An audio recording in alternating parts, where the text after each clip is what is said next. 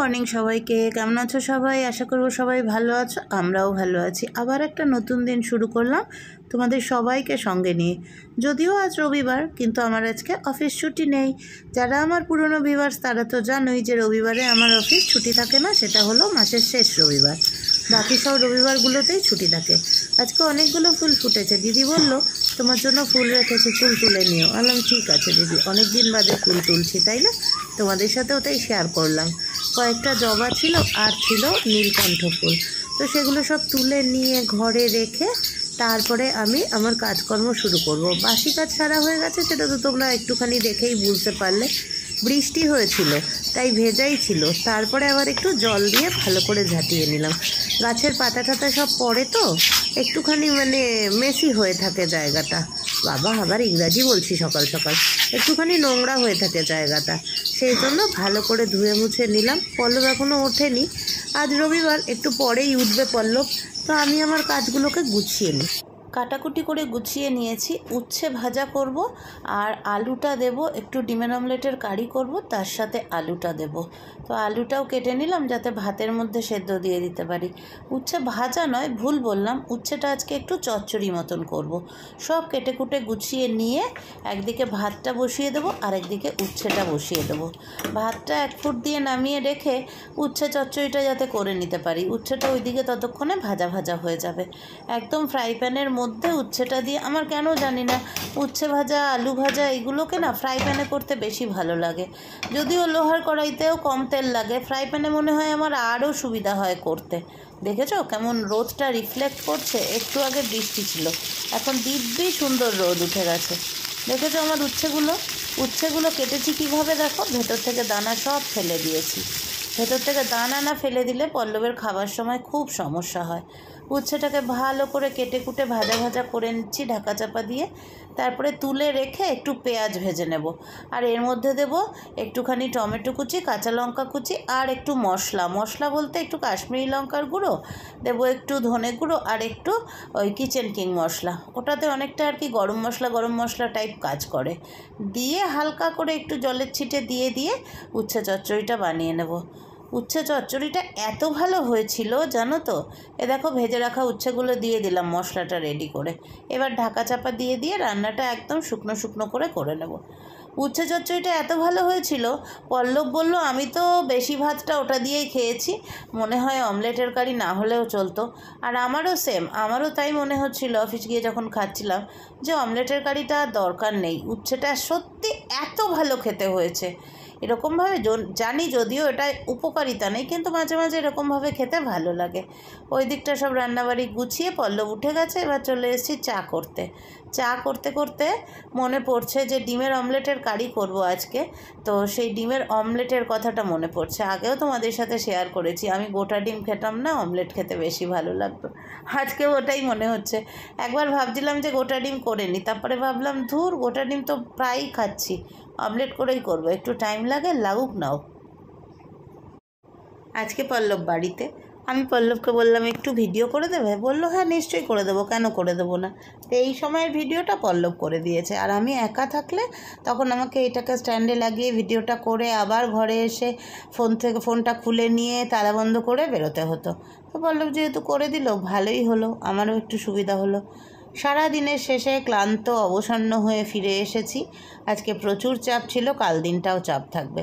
মুখ চোখ ধুয়ে নিয়ে ফ্রেশ হয়ে আজকে আমায় সন্ধে দিতে হবে না।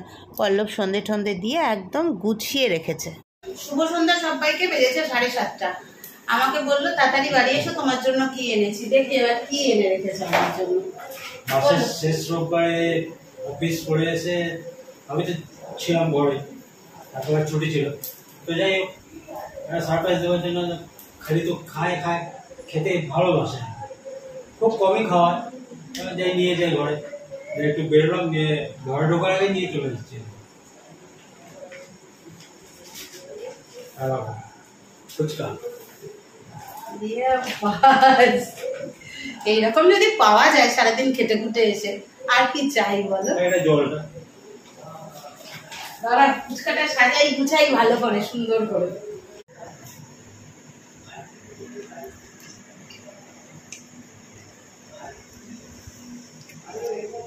কেমন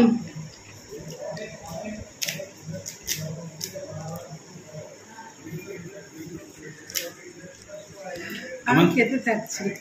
আমাদের ভারতে তো দুটো ফুচকাওয়ালা আছে, তা আমাদের এই যার কাছে যে ফুচকাটা ভালো, আরেকজন আছে খুব পুরটা ভালো বানায় না,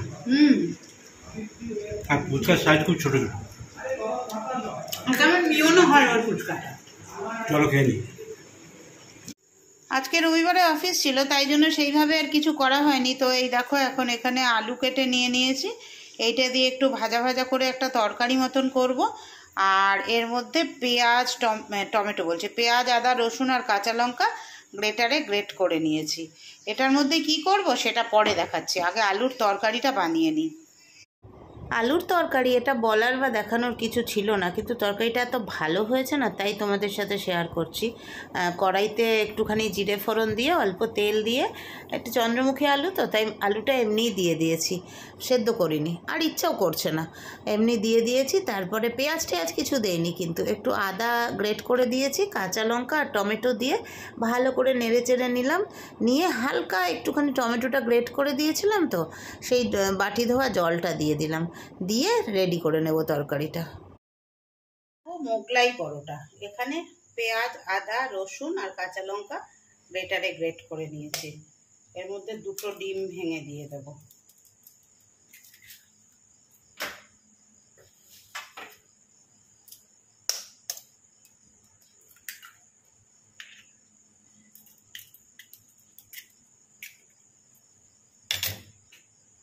এর মধ্যে দেব নুন,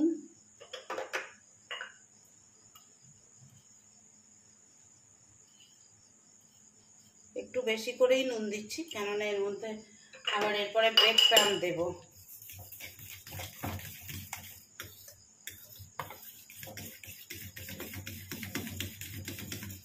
এর মধ্যে ব্রেড ক্রাম্বটা মানে একটা মোটামুটি কনসিস্টেন্সি আসা মতন করে দিতে হবে।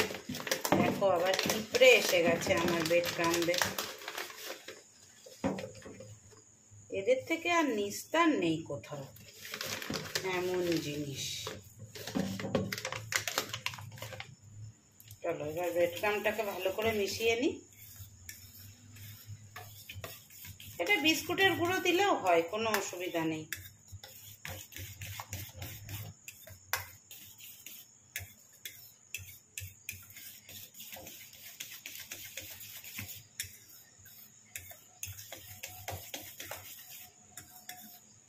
এটার মধ্যে না আমি একটুখানি সস দেব,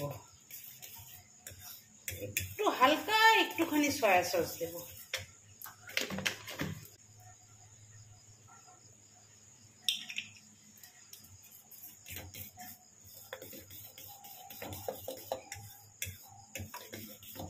চলো এবার বাকি রয়েছে আসল কাজ। আসল কাজটা কি?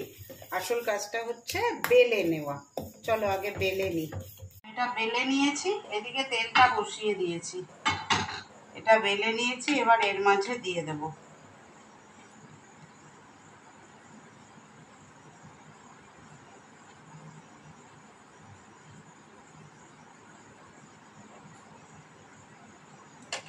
দিয়ে এমনি করে মুড়ে নাও।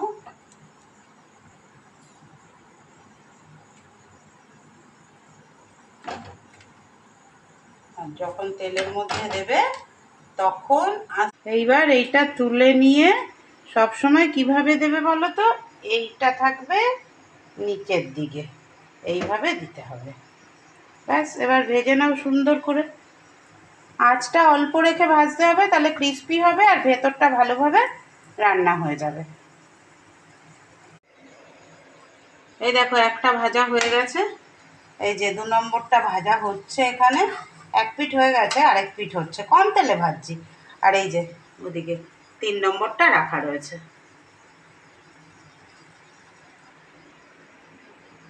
দেখো রাতের খাবারে কি বানিয়েছি, মিনি মোগলাই, তার সাথে আলুর তরকারি আর সালাড। এটা হচ্ছে পল্লবের আর এইটা হচ্ছে আমার, একদম আটা দিয়ে বানিয়েছি, হোমমেড মিনি মোগলাই। ওই যে আরেকজনের আবার সস নিতে হবে, সস না নিলে হবে না নাকি? ওটার উপরে সস নেবে নাকি? ও আমি সস খাবো না, আমাকে দিও না।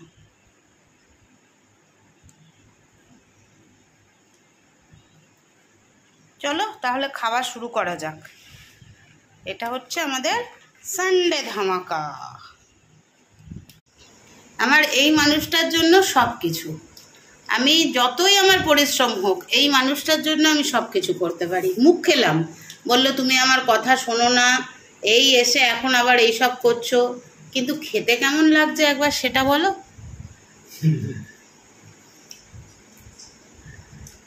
মানে মনে হচ্ছে, মনের ভেতর আসে যে যত হালকা হালকা করা যাক, কারণ সারাদিন অফিস করে আসে তো, আবার পেলে আবার সে যখন করছে আমার জন্য।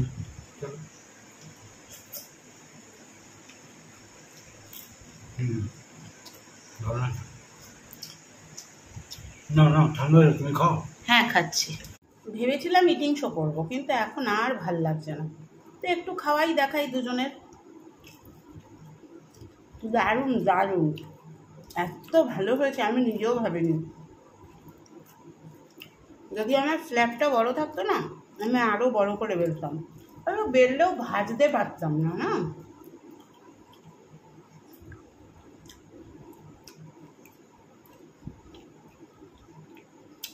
দারুণ হয়েছে। বানানো হয়ে গেছে, বরকে খাওয়ানো হয়ে গেছে, বর খুশি হয়ে খেয়েছে। এইবার আমার আসছে ক্লান্তি। আর কত বলো, কিন্তু হাজার ক্লান্তি থাকলেও যেই মানুষটার জন্য দেখবে হাতে ধরে তুমি নিজের মন থেকে খুশি হয়ে কিছু করো, সেই মানুষটা খেয়ে যদি খুশি হয়, খেয়ে যদি ভালো বলে, সেরকম তৃপ্তি মনে হয় অন্য কিচ্ছুতে হয় না। আর আমার মানুষটা তো খেতে ভালোবাসে জানি, তো খেয়েছে খুব সুন্দর করে, আনন্দ করে খেয়েছে।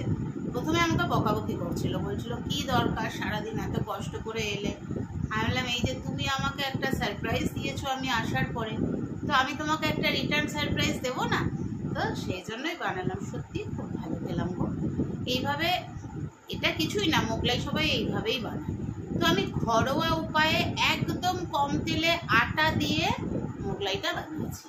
এটাই হচ্ছে কি, এটা যে খেলাম, তেলের খাবার সবসময়ই একটু ক্ষতি করে, কিন্তু এটা কনসার্ট শুরু হয়ে গেল, কিন্তু এটা যে খেলাম ততটাও ক্ষতি করবে না যেটা বাইরে থেকে মোগলাই কিনে খেলে হতো। একে তো বাইরের জিনিস পোড়া তেলে ভাজা, তারপরে হচ্ছে ডোবা তেলে ভাজা হতো, তারপরে হচ্ছে সেটা ময়দার। তো এতগুলো খারাপ দিক থেকে সরিয়ে এনে, মানে 80% খারাপকে সরিয়ে দিয়ে 20% খারাপ নিয়ে আজকে আমরা রাতের খাবারটা শেষ করলাম। তো চলো, বেজেছে এখন হচ্ছে 11টা 5। আর বেশি বক বক করবো না, এইখানেই শেষ করব। কালকের দিনটা প্রচণ্ড চাপের মধ্যে আছে, কালকের দিনটা চাপটা যাক, তারপরে ফ্রি হব 1 তারিখে। 1 তারিখ থেকে তোমাদের সঙ্গে একটু বেশি করে কথাবার্তা বলবো, গল্প গুজব করবো, ঠিক আছে? Tata, good night.